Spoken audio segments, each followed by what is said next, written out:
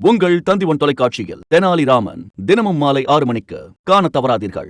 Coonoor helicopter விபத்து மனித தவறுகளால் தான் நிகழ்ந்தது என்று அறிக்கை சமர்ப்பிக்கப்பட்டுள்ளது அதிர்ச்சியை ஏற்படுத்தியுள்ளது.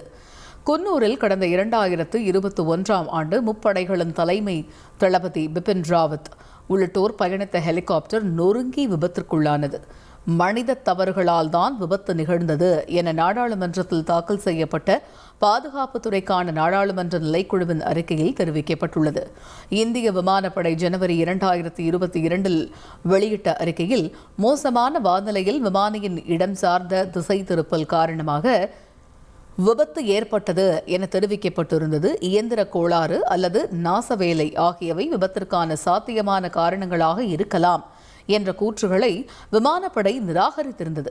இந்த நிலையில் பிபின் ராவத் பயணம் செய்த ஹெலிகாப்டர் விபத்திற்குள்ளானது மனித பிழையால் தான் என்ற அறிக்கை தாக்கல் செய்யப்பட்டுள்ளது பரபரப்பை கிளப்பியுள்ளது. உங்கள் தந்திவன் தொலைக்காட்சியில் தெனாலிராமன் தினமும் மாலை 6 மணிக்கு காண தவறாதீர்கள்.